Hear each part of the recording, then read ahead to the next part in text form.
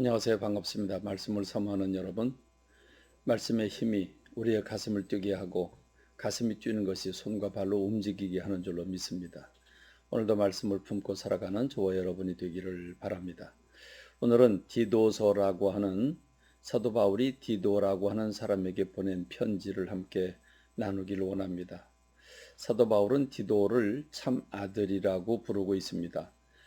물론 친아들이 아니죠. 다만 사도 바울은 자신을 통해서 구원받고 길리움을 받은 그런 사람을 아들이라고 부르지요. 그 대표적인 예가 그 디모데입니다. 디모데 같은 경우에는 두 번째 전도 여행에서 그를 만나게 되는데 그로부터 그를 복음으로 양육하고 그래서 일꾼이 돼서 내 아들이라 이렇게 부르고 있습니다. 마찬가지로 디도라고 하는 사람도 그렇게 부름을 받게 됩니다. 사도 바울 옆에서 사도 바울의 전도를 적극적으로 돕고 일꾼으로 자라게 되죠. 고린도 후서 8장 3절에 보면 디도에 대해서 이렇게 얘기를 합니다. 나의 동료요, 너희를 위한 나의 동력자요, 우리 형제들로 말하면 여러 교회의 사자들이요, 그리스도의 영광이라까지 얘기를 합니다. 이 디도라고 하는 사람에 대해서 이렇게 오늘 디도서에는 디도라고 하는 사람을 1대1로 대하면서 너는 내 참 아들이다 이렇게 얘기를 하고 있죠. 고린도 후서에 보면 그 이름이 한 편지, 고린도 후서 편지 하나에 9번이나 그 이름을 부를 정도로 사도 바울 곁에 있던 사람이고, 사도 바울이 그레데 섬의 그 교회를 디도에게 맡겼는데, 이 디도에게 어떻게 교회를 치리하고 어떻게 섬길 것인가를 가르쳐 주기 위해서 그 사도 바울이 보낸 편지인데, 그래서 목회 서신이다 이렇게 말합니다. 그레데 섬에 있는 교회는 질서가 좀 문란했습니다. 체계가 잡히지 않았습니다. 그리고 이단의 사상들이 많이 들어와 있었습니다.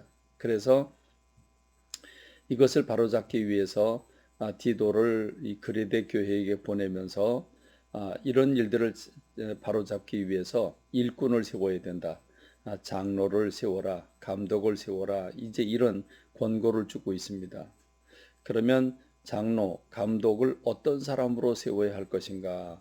디도서 1장 7절은 감독은 하나님의 청지기로서 책망할 것이 없고 제 고집대로 하지 아니하고 급히 분내지 아니하며 술을 즐기지 아니하고 구타하지 아니하며 더러운 이득을 탐하지 아니하며 오직 나그네를 대접하고 선행을 좋아하며 신중하며 의로우며 거룩하며 절제하며 믿은 말씀의 가르침을 그대로 지켜야 하리니 이는 능히 바른 교훈으로 권면하고 거슬러 말하는 자들을 책망하게 하려 함이라 그랬습니다.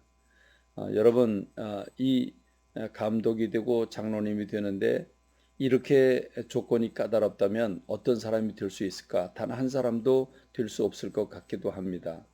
그러나 앞서서 교회를 이끌어가는 지도자가 흠잡을 게 없어야지, 지도자가 흠잡힐 게 있으면 질서가 세워지지 않습니다.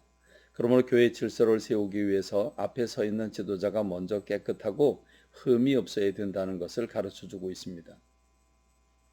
특히 디도서에는 이런 교회 내의 무질서함을 의식해서 사도 바울은 성도들의 일상생활이 선한 생활을 해야 된다. 다시 말하면 말씀을 실천하는, 말씀이 내 몸을 통해서 내 삶을 통해서 드러나야 된다. 마태복음의 언어로 표현한다면 빛과 소금이 돼야 된다 하는 거죠. 믿고 있는 말씀과 일치된 삶을 강조하고 있습니다. 실천적인 신앙을 강조한 것이죠. 믿음이 좋은가 나쁜가 하는 것은 얼마만큼 믿는 믿음의 마음이 큰가가 아니라 그 믿고 있는 바를 얼마만큼 실천에 옮기는가에 달려 있기 때문에 사도 바울은 디도에게 그렇게 먼저 교회 지도자들이 그리고 목회자가 먼저 이렇게 말씀대로 살아야 된다는 걸 가르치고, 특별히 교회 일꾼들을 세울 때에는 그런 사람들을 세우라고 가르치고 있는 겁니다. 특히 사도 바울은 목회자인 디도에게 디모데에게 보내는 첫 번째 편지와 흡사한 내용, 목회자가 어떻게 각계각층의 성도들을 대해야 할 것인지, 어떤 사람들을 직분자로 세울 것인지, 그리고 어떻게 그들을 섬길 것인지를 구체적으로 가르쳐주고 있습니다. 목회자가 조심해야 될 것은 변론과 족보, 그러니까 변론이라고 하는 얘기는 네가 옳으냐 내가 옳으냐, 네 말이 맞냐 내 말이 맞냐 다투는 걸 가리키죠. 특별히 신화나 족보 이런 얘기들은 끝이 없습니다. 그렇기 때문에 율법이 옳으냐 그러냐 이런 다투고 싸우는 것은 전혀 유익이 없다고 하는 것을 이 디도에게 가르쳐주고 있습니다. 그렇습니다. 디모데 그 전후서 디도서를 보면 교회가 얼마나 질서 있어야 하고 경건하고 말씀대로 살아서 서로 섬기는 삶을 살아야 되는지를 가르쳐주고 있습니다. 오늘 우리 교회도 이 디모데 전후서나 디도서를 읽으면서 목회자에게 보내는 그 편지가 곧 교인들이 어떻게 살아야 되는지를 보여주고 있는 것이기 때문에 오늘 교회를 생각하고 교회 질서를 생각하며 내가 먼저 일꾼 된 우리들이 먼저 흠 없는 사람으로 하나님 앞에 바로 서고 말씀대로 먼저 실천하는 신앙이 되기를 간절히 소망합니다. 이렇게 말씀을 묵상하며 말씀을 읽고 그 말씀과 더불어 살아가며 여러분의 마음이 늘 말씀 중심으로 살아가기를 바랍니다. 감사합니다. 오늘 말씀 맺습니다.